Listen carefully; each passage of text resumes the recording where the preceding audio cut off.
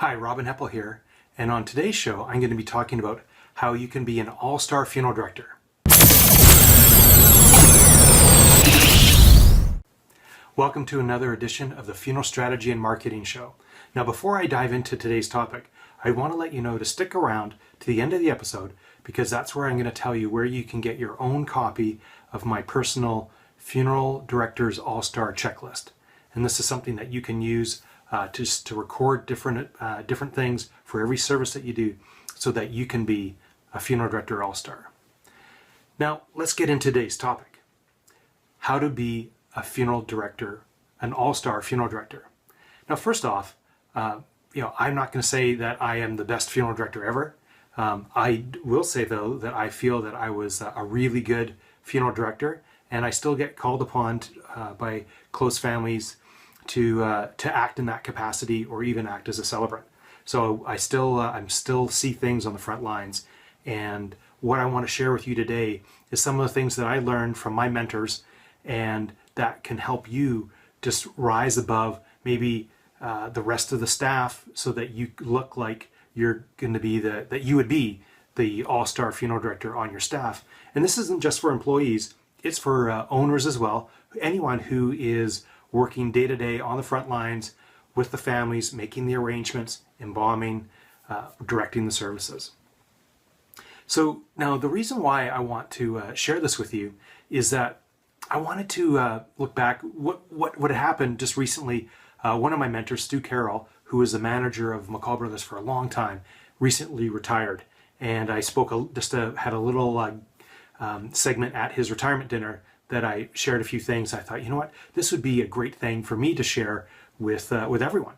All the things that I learned from Stu, but plus my other mentors. First of all, when I started working in Ontario at my uncle's and grandfather's funeral home at Egan's Funeral Home in Bolton, Ontario, just northwest of Toronto, and then I came back to play hockey here in Victoria, British Columbia, and it was funny because get this, I was so shy that I didn't even, my dad phoned down to McCall's and got me an interview. Actually, I had an interview with Stu way back, so that's almost 30 years ago. Now, and at McCall's, I had great mentors there as well. So Dave McCall gave me lots of great opportunities, was very patient with me, and his uncle, Tory McCall, taught me a few things that I'm going to share with you. Ken Kyle, who helped me during my apprenticeship, who's an excellent embalmer, lots of attention to detail. But for funeral directing and arranging, Stu Carroll was the guy. He checked all of our work and made sure that we were doing the best that we could. So what I've done is I've broken this down into three areas. First of all, the first area is just general attitude. And the first one is show up early. Show up early for work, maybe 10 minutes early. And it's funny, when I first started working at McCall's, I got a handwritten letter from my grandfather, just checking in. This is way before emails and things like that. He wrote me a note saying, and one of the suggestions that he made in that was to show up early. And I've got to tell you, when you show up early for work, maybe it's just 10 minutes early, the day just rolls a lot better. McCall's is a very busy funeral home, and lots of things are going on. And if you just show up right at when you're supposed to start working, there's things that you could miss, and it might throw you off the entire day.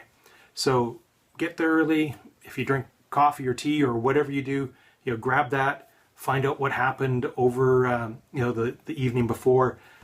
Check out what's happening today. Make sure anything that you're assigned to do, you've got that completely detailed, and just be prepared.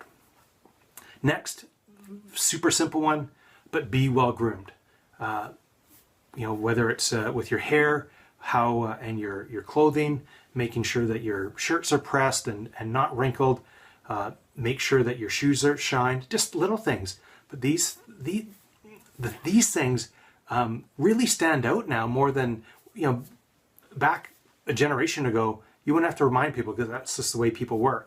But nowadays, not as many people kind of uphold those types of things. So, and it's never going to be a negative. So just make sure that your shoes are shined, shirts are polished, your tie, you have a nice tie knot if you're wearing a tie, however you dress, just make it the best that you can be. And another skill that I think kind of goes by the wayside and is remembering names. If you had the chance to read, and you should read How to Win Friends and Influence People by Dale Carnegie, just being personable. And if you can remember someone's name, they always say that the sweetest sound is someone's own name. So if you can learn, call people by their name, remember their name, especially certain pronunciations of names, how you say names.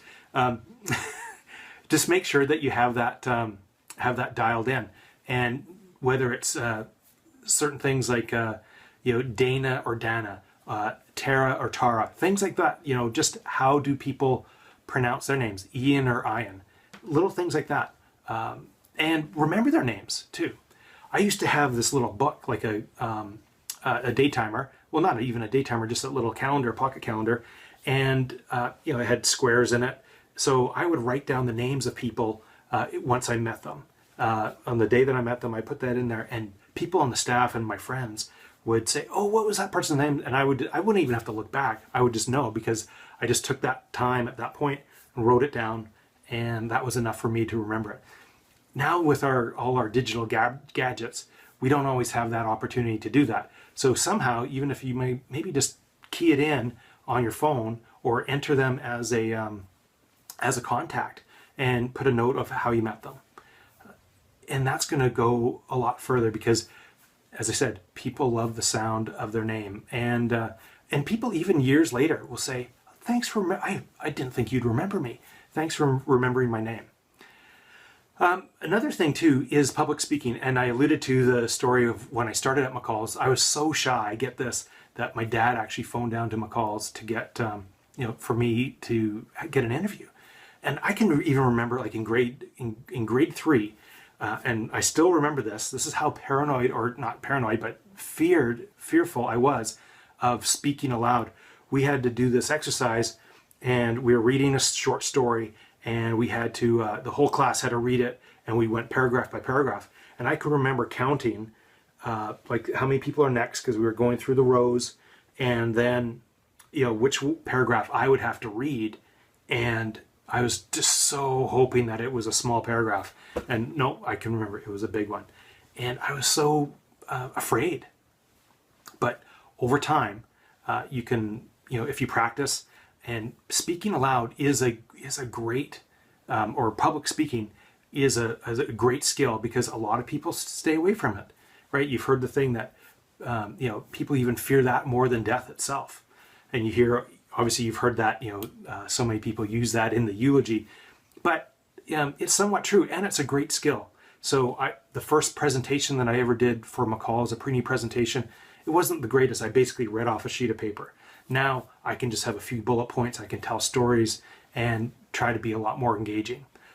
I'm not the greatest orator in the world, but if it wasn't for public speaking, I wouldn't be able to do what I'm currently doing. And I think it's a skill that people put it off to the side. They make up a lot of excuses why not to do it. So if you can be that person of learning how to do it, then do it. And then also learn how to present. And just, again, it's just doing it. The more that you do it, there's lots of books on it, lots of videos online to learn how to present. But don't overthink it. Just the number one thing is to practice. Get a short presentation and offer that at small little groups, and they'll become bigger and bigger. And now I've presented hundreds of times to funeral directors all around the world, and also hundreds of webinars and videos like this. So those are some of the key things that are kind of general skills. And one more, anticipation. One thing that I think is really important, especially in today's busy lives, is we have to anticipate what might happen or what might not happen. And if there's going to be, we can't just assume that everything's going to go according to the way it's been planned. I like to joke the best way to be spontaneous is to have a plan. Just have an idea of, well, if this happens, then this is what I should do. I can remember being in front of a church with over 1,000 people, and the flowers. I had this idea that the flowers weren't going to be sitting on the casket, and it looked too big, and it might start sliding off. So what I did, I anticipated that. I had I brought in a small table at the very front of the church. So as I kind of looked and, yeah, this isn't going to work, I just carefully took the table, got it into place, put the flowers on it so that the flowers didn't slide off, or we wouldn't have that. And just little things like that. Anticipate. When I was a goalie, hockey goalie, we used to do, and lots of sports athletes do this, as mental imagery. So thinking about things like, so I would be making the save in my mind, all the different scenarios. So when it actually happens, it's just second nature. Now, again, I know that we're super busy at work, but just anticipate those little things. Anticipate what happens if there's something in the family, or if there's a small child in the family. Anticipate, where would a good exit strategy would be to, if the mom of that child wanted to leave early and not have to walk them down the middle of the aisle in front of everyone. That could be embarrassing. So, just have those plans, and maybe even let them know, hey, if this happens, this is where you can go.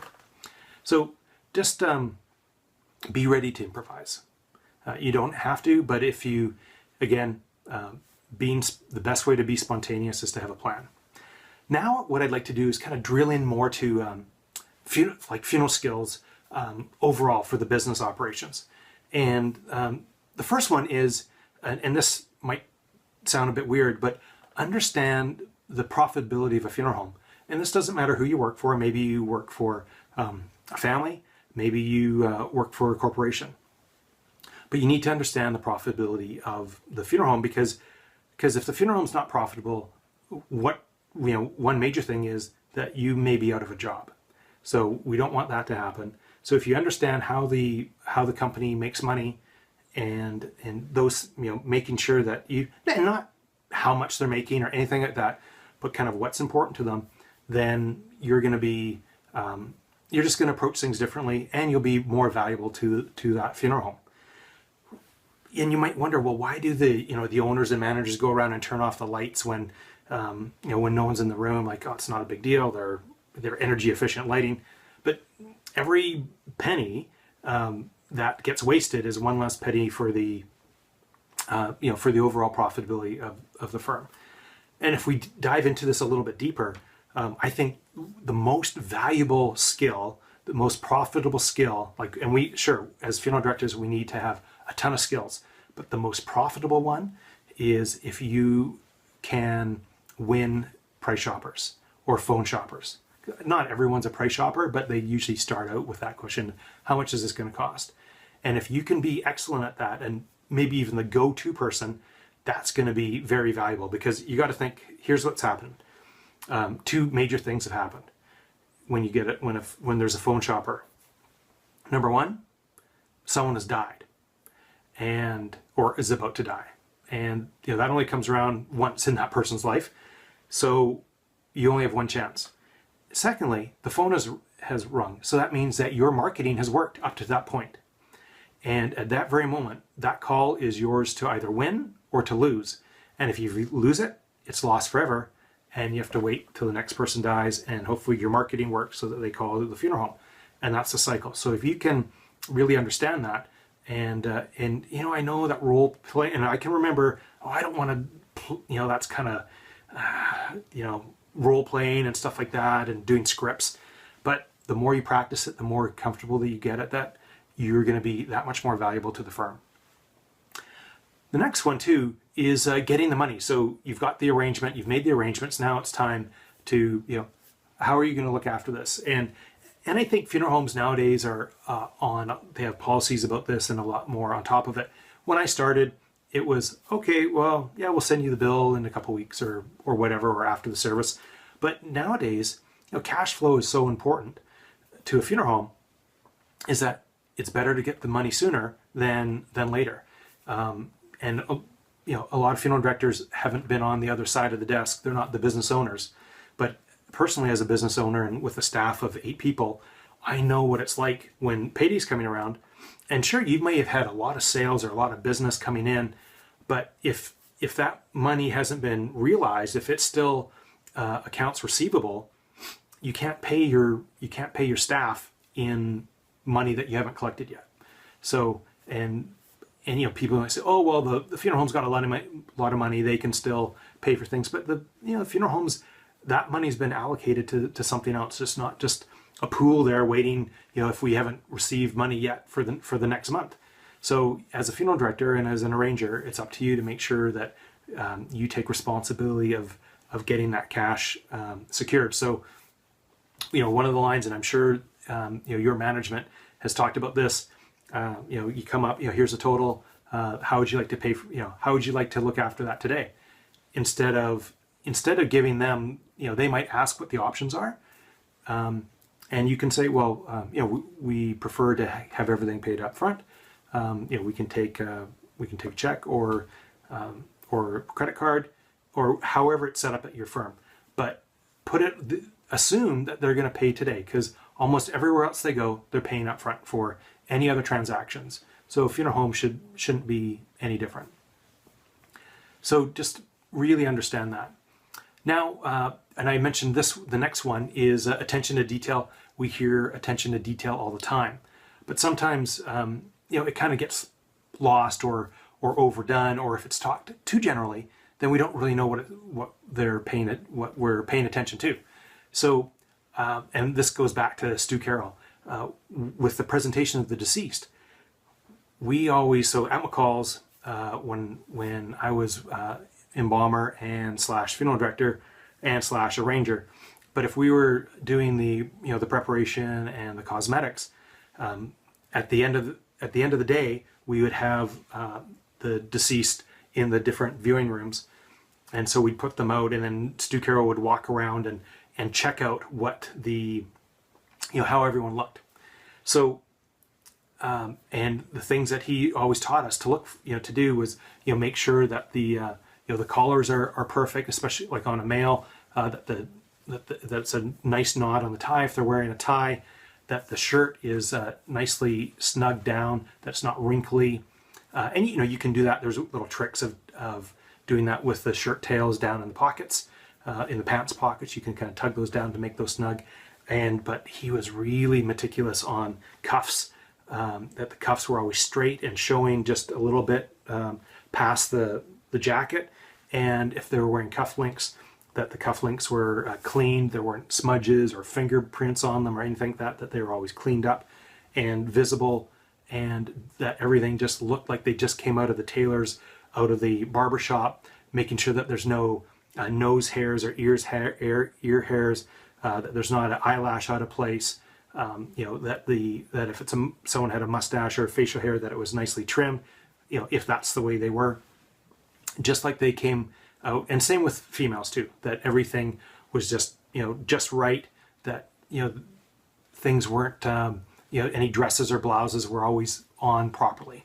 And sometimes I've seen other times at other places where things just look a little disheveled, and that's not the way to do it. If you want to impress people, you have to pay attention to that detail. The other thing too, just in general arrangements, the obituaries, make sure that you double check all the names of the survivors, and obviously the date and time of the services. I've made that mistake before. That's a story for another day.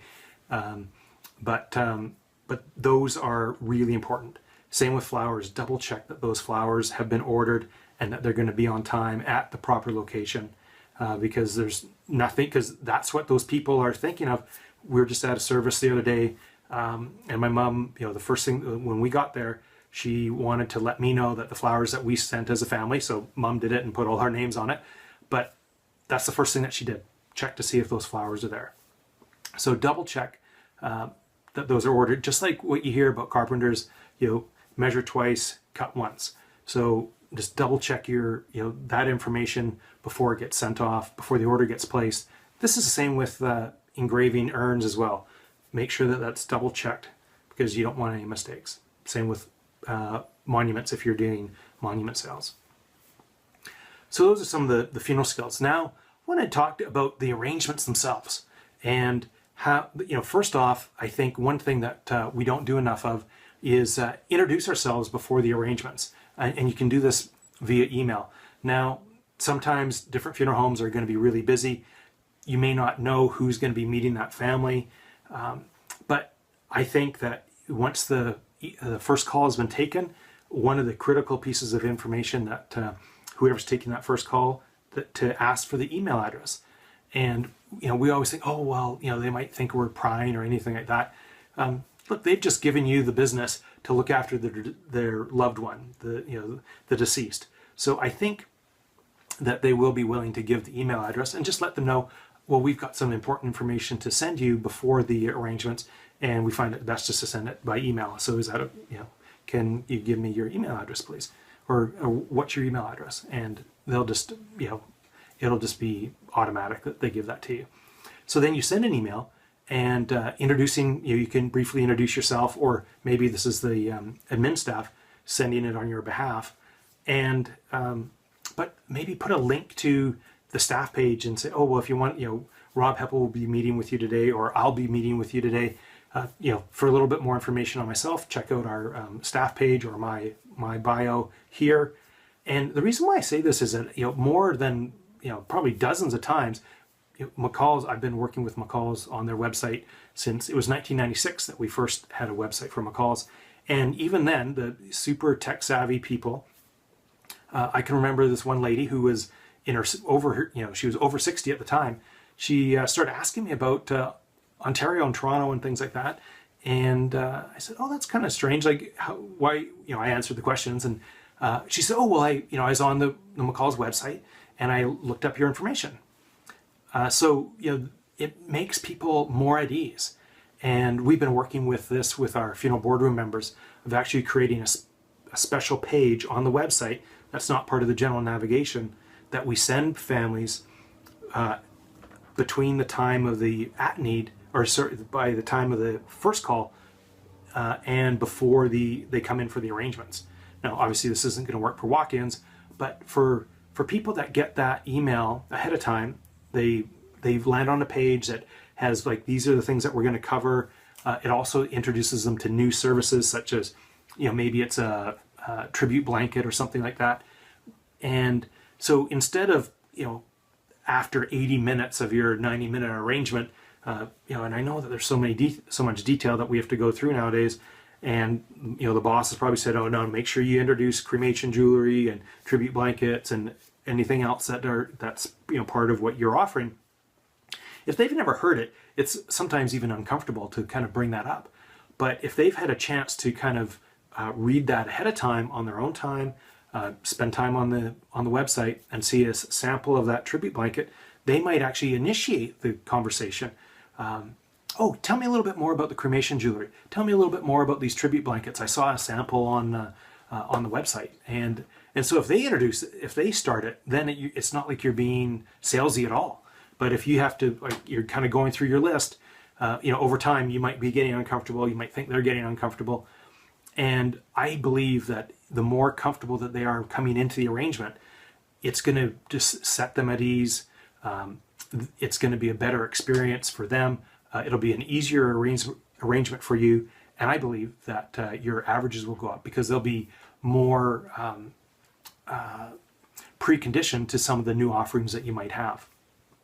And also in that email too, if you receive a personal email from me, you see my picture at the bottom of the email.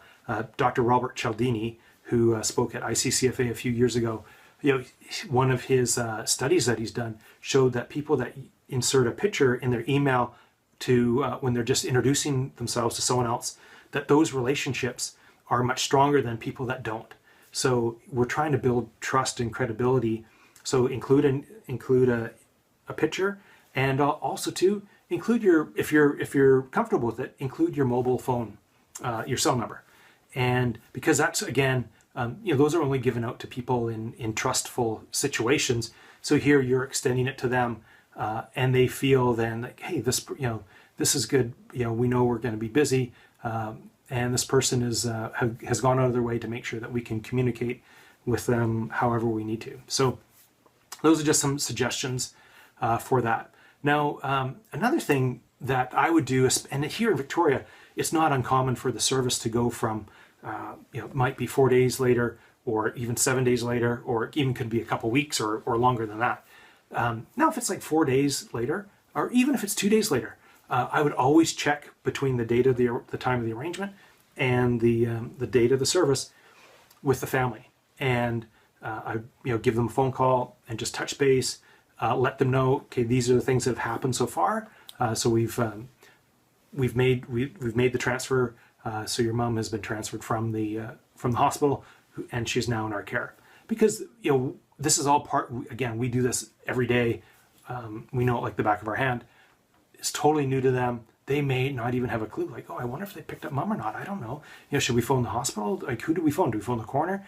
No, the funeral director, who's on the ball, is going to be letting you know. Like, and it's not every little bit of minutia, and you're sending them 10 emails a day, but just touch base with them, whether it be by phone call or maybe send them an email, or maybe if they've given you their cell phone number and the person has thinks that communicating by text message is okay, then you can send them a quick text, just keeping them up to date. But I found that it's just a lot easier to pull off a really good service by having that communication ahead of time, because there's not going to be as many surprises for you, and you know what it's like to get surprised by the family an hour before the service. A lot of those things can be looked after if you've been in touch with them. So, and then another thing that I would recommend is to put some just put any notes on the back of your file, or however you however you do your process, of things that you kind of went above and beyond, just the little things. So instead of saying, so here people like to fish and they like to golf. So instead of saying, oh, make sure you bring in the golf clubs or the fishing rods, the evening before, drop them off. If you've got free time, go out to the house and just say, hey, I'm going to be in the neighborhood. Would you mind if I go and pick those up? Because then you can get them, then you can have them set up early. You're not waiting on them to bring it in, because maybe they bring them in late, maybe they forgot them. You know what that's like, and then someone's got to rush back. And so just do these little things. And again, it's usually not going to cost a lot of money or any money, just maybe a little bit of time and maybe a little bit of gas, but you're providing service. And more so now than ever, we have to justify why they're paying a lot of money for funeral services. So if we're doing these things, they're going to feel that they're getting more value. Now, so do that. Write some notes on the back of your file, and of just the little things. And I'd always put one or two things. And it was almost like a little challenge to me of what I could do extra for that family. And again, these are little things, but they're things that people remember. Now, another thing that you can do is use, if you're giving out surveys, and the practice that we had at McCall's was we would have a survey, and the survey would then be given to them with the information at the end of the usually at the graveside or at the end of the service, and we have the pouch with the guest book and thank you cards, and give them the survey, and every family had to get one. And back to Dr. Robert Cialdini, he recommends that if you're using surveys, write a personalized sticky note, like a yellow sticky note, post-it note, in handwriting, and just write,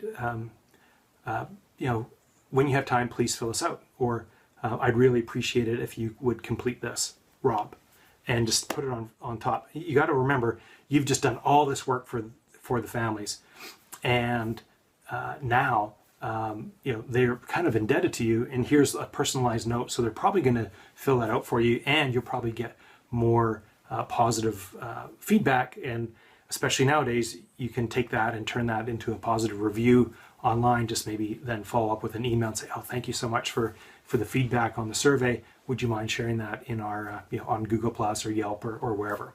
But use the yellow sticky to get more of those back, because that was another one of the competitive things that we had at McCall is of how many positive surveys that each one of us would get back. So if I would have known the yellow sticky deal then, I would have definitely done it. So I think you should do it too.